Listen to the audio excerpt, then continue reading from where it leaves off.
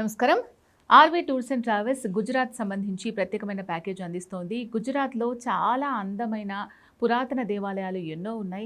So, మరి వచ్చేదంతా కూడా కార్తీక మాసం. కార్తీక మాసంలో ఎక్కువగా ఇట్లాంటి శైవ క్షేత్రాల దర్శనాలు, పుణ్యక్షేత్రాల దర్శనాలు చేసుకోవాలి. అది వేరే రాష్ట్రాల్లో ఉన్న వాటివి అని అనుకుంటూ ఉంటారు చాలామంది.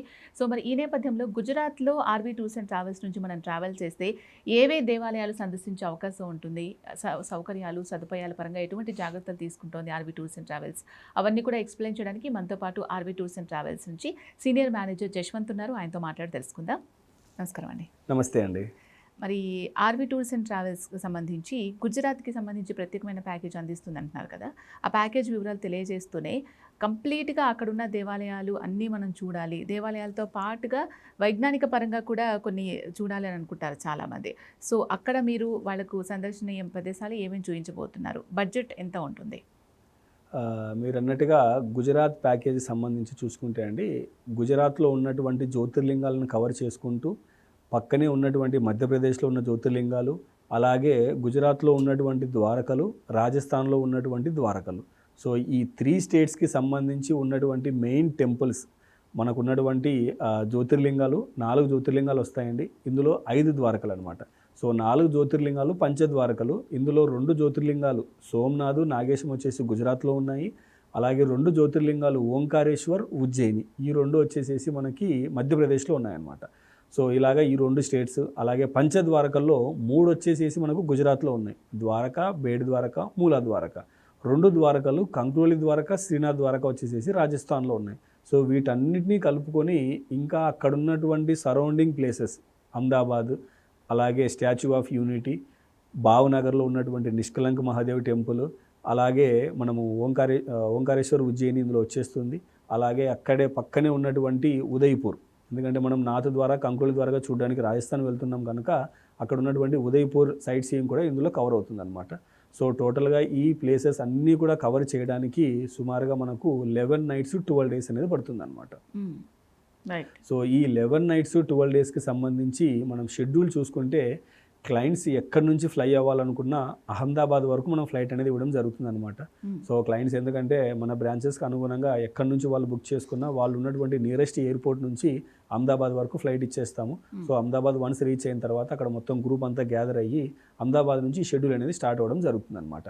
సో మొదటి రోజు అహ్మదాబాద్లో ఉన్నటువంటి అక్షర్ధామ్ టెంపుల్, స్వామినారాయణ టెంపుల్ దర్శనం చేసుకొని ఆ రోజు మనం అక్కడ అహ్మదాబాద్లో స్టే ఉంటాము. దాని తర్వాత అహ్మదాబాద్ నుంచి మనం ద్వారకా వెళ్తాం. సో ద్వారకా వెళ్ళిన తర్వాత ద్వారకాలో ఉన్నటువంటి ద్వారకాధీష్ మందిర్ టెంపుల్ దర్శనం చేసుకొని ఆ రోజు అక్కడ మనం స్టే ఉండి నెక్స్ట్ డే ద్వారకా పక్కనే ఉన్నటువంటి బేడ్ ద్వారక, ఏదైతే సముద్రంలో ద్వారక ఉంటుందో ఆ బేడ్ ద్వారకా టెంపుల్ చూసుకొని రుక్మిణీదేవి టెంపుల్, అలాగే అక్కడ ఉన్నటువంటి జ్యోతిర్లింగం నాగేశ్వర్ జ్యోతిర్లింగం అనమాట. సో ఆ జ్యోతిర్లింగం టెంపుల్ కూడా చూసుకొని మనం సోమనాథ్ వెళ్తాం. సో సోమనాథ్ వెళ్ళే దారిలోనే మనకి మూలా ద్వారక అని చెప్పనేసి మనం చూడాల్సినటువంటి గుజరాత్లో ఉన్నటువంటి 3వ ద్వారకా టెంపుల్ కూడా కవర్ చేసుకుంటాము. అలాగే పోర్బందర్లో ఉన్నటువంటి గాంధీజీ గారి బర్త్ ప్లేస్ ఆశ్రమం కూడా కంప్లీట్ చేసుకొని సోమనాథ్కి రీచ్ అవుతాం. సో సోమనాథ్ రీచ్ అయిన తర్వాత సోమనాథ్లో ప్రతిరోజు కూడా ఏంటంటే తెల్లవారుజామున అభిషేకాది కార్యక్రమాలు అనేది చేస్తారనమాట. సో అక్కడ సోమనాథ్లో కూడా ఏంటంటే ఓల్డ్ టెంపుల్, న్యూ టెంపుల్ అని చెప్పనేసి 2 టెంపుల్స్ ఉన్నాయి. సో మనకి పాత టెంపుల్ అంటే ఓల్డ్ టెంపుల్లో మాత్రమే ఈ అభిషేకాది కార్యక్రమాలు మన ద్వారా వెళ్ళి శివలింగానికి చేయడం అనేది జరుగుతుంది అనమాట. సో పూజాది కార్యక్రమాలు అన్నీ కూడా అక్కడే చేస్తాము. ప్రజెంట్ ఇప్పుడు మనం డిస్కస్ చేస్తున్నటువంటి ఈ కార్తీక మాసం కార్తీక పౌర్ణమి స్పెషల్ ప్యాకేజు కార్తీక పౌర్ణమి రోజు మనం సోమనాథ్లో స్టే ఉండి ఆ రోజు అక్కడ అర్లీ మార్నింగ్ అభిషేకాది కార్యక్రమాలన్నీ కూడా కంప్లీట్ చేసుకొని అదే రోజు మనం అక్కడ నుండి భావనగర్కి రీచ్ అవుతాం. సో ఈ భావనగర్ రీచ్ అయిన తర్వాత ఆ రోజు నైట్ అక్కడ స్టే ఉండి భావనగర్లో ఉన్నటువంటి నిష్కలంక్ మహాదేవ్ టెంపుల్ అనేది సముద్రంలో ఉంటుందన్నమాట. సో తిథులను అనుసరించి ప్రతిరోజు ఉదయం నుంచి సాయంకాలం వరకు కేవలం కొన్ని గంటలు మాత్రమే ఆ సముద్రం ఏదైతే ఉందో వెనక్కి వెళ్ళిపోవడం జరుగుతుందన్నమాట. సో అప్పుడు మనం అక్కడికి వెళ్ళి ఆ శివలింగానికి మనం అభిషేకాలు చేయించడానికి, పూజలు చేసుకునే దానికి వెసులుబాటు అనేది ఉంటుందన్నమాట. సో అలాగా అక్కడ ఉన్నటువంటి ఆ భావనగర్ నిష్కలంక్ మహాదేవ్ టెంపుల్ చూసుకొని అక్కడ నుంచి మనం వడోదరా వెళ్తాం. సో వడోదరా వెళ్ళి వడోదరా పక్కనే ఉన్నటువంటి సర్దార్ వల్లభాయ్ పటేల్ గారిది స్టాచ్యూ ఆఫ్ యూనిటీ ఉందన్నమాట. సో అక్కడ ఆ స్టాచ్యూ ఆఫ్ యూనిటీ విజిట్ చేసుకొని తిరిగి మళ్ళీ మనం అహ్మదాబాద్కి వచ్చేస్తాం. సో అహ్మదాబాద్ వచ్చిన తర్వాత అహ్మదాబాద్లో చూడాల్సినటువంటి main temples ISKCON temple, Balaji temple, అలాగే వైష్ణవి దేవి టెంపుల్, అక్కడ ఉన్నటువంటి గాంధీజీ గారి సబర్మతి ఆశ్రమము, ఇలాగా అక్కడ ఉన్నటువంటి సైట్ సీయింగ్ ప్లేసెస్ అన్నీ కూడా కవర్ చేసుకొని దాని తర్వాత ఒక హాఫ్ డే అనేది పూర్తిగా షాపింగ్కి వదిలేస్తాం అనమాట. సో అది కూడా కంప్లీట్ చేసుకొని అక్కడి నుంచి మనము టువర్డ్స్ మాతృగయ వెళ్తాం. సో ఈ మాతృగయ వెళ్ళిన తర్వాత అక్కడ పిండ ప్రధాన కార్యక్రమాలు చేయడం అనేది చాలా ముఖ్యం అనమాట. సో అక్కడ పిండ ప్రధాన కార్యక్రమాలు కావాల్సినటువంటి అన్ని కార్యక్రమాలు చేసుకొని అక్కడి నుంచి మనం అంబాజీ వెళ్తాం.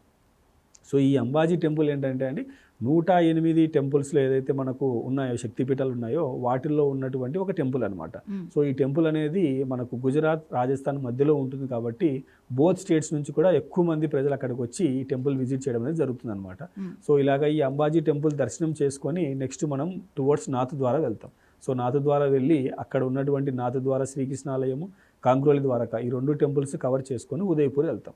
సో ఉదయపూర్లో చూడాల్సినటువంటి అన్ని సైట్ సీయింగ్ ప్లేసెస్, అక్కడ ఉన్నటువంటి సిటీ ప్యాలెస్, అక్కడ ఉన్నటువంటి లేక్స్, అక్కడ ఉన్నటువంటి మహారాణా ప్రతాప్ స్మారక్, ఫతేసాగర్ లేక్, ఇవన్నీ కూడా చూసుకొనేసేసి మనం అక్కడ నుంచి ఒక నైట్ జర్నీ చేసి ఇండోర్కి రీచ్ అవుతాం. సో ఇదంతా టూర్ మనం కంప్లీట్గా బై బస్ చేసేసి ఉదయపూర్ నుంచి ఇండోర్ వెళ్ళడానికి ఒక నైట్ ట్రైన్ జర్నీ అనేది ప్రిఫర్ చేస్తాం అనమాట. సో నైట్ ట్రైన్ జర్నీ చేసి అక్కడ ఇండోర్ రీచ్ అయిన తర్వాత ఇండోర్ పక్కనే ఉన్నటువంటి ఓంకారేశ్వర్ జ్యోతిర్లింగము, సో 11th డే కంప్లీట్ చేసుకుంటాము. లాస్ట్ డే చిట్ట చివరి రోజు ఉజ్జయిని వెళ్ళిపోయి ఉజ్జయిన్లో ఉన్నటువంటి జ్యోతిర్లింగము, అలాగే అక్కడ ఉన్నటువంటి శక్తిపీఠం టెంపుల్ కూడా కవర్ చేసుకొని ఇంకా బ్యాలెన్స్ అక్కడ ఉన్నటువంటి కాల్భైరవ్ టెంపుల్, సాందీప్ ముని ఆశ్రమం కూడా కవర్ చేసుకుంటూ రిటర్న్ బ్యాక్ మనం ఇండోర్కి వచ్చేస్తాము. సో మన ఫ్లై అనేది ఇండోర్ నుంచి రిటర్న్ బ్యాక్ ఉంటుందన్నమాట. సో ఈ విధంగా 11 nights 12 days ఈ ప్రోగ్రామ్ అనేది డిజైన్ చేయడం జరిగింది. ఆన్వర్డ్ ఫ్లైట్ టికెట్ ఇస్తున్నాము, రిటర్న్ ఫ్లైట్ టికెట్ ఇస్తున్నాము, మిడిల్లో ఒక ట్రైన్ జర్నీ ఉంటుంది. ఆ నైట్ ట్రైన్ జర్నీ కూడా మనం థర్డ్ ఏసీ టికెట్ అనేది ప్రొవైడ్ చేయడం జరుగుతుంది అనమాట. సో మంచి 3 star హోటల్స్ ఉంటాయండి కంప్లీట్ గుజరాత్ అంతా కూడా, ఎక్కడ ఎటువంటి ప్రాబ్లం ఉండదు. బ్రేక్ఫాస్ట్, లంచ్, డిన్నర్ అన్నీ కూడా ప్రొవైడ్ చేయడం జరుగుతుంది ఇందులోనే. ప్రతి ఒక్క గ్రూప్తో పాటు ఒక టూర్ మేనేజర్ కూడా ఫాలో అవుతారనమాట. సో ఈ విధంగా 11 nights 12 days టూర్ అనేది డిజైన్ చేయడం జరిగింది. సో విన్నారు కదా, గుజరాత్కి సంబంధించి గుజరాత్లో చాలా రకాల దేవాలయాలు ఉంటాయి, చాలా పురాతనమైనవి ఉంటాయి. మరి దీనికి సంబంధించి ఇంకేమైనా డౌట్స్ ఉన్నాయి, క్లారిఫై చేసుకొని టికెట్స్ బుక్ చేసుకోవాలి, ట్రిప్ ప్లాన్ చేసుకోవాలి అనుకున్నట్లయితే వెంటనే స్క్రీన్ మీద కనిపించే నెంబర్స్ కాల్ చేయొచ్చు. నమస్తే.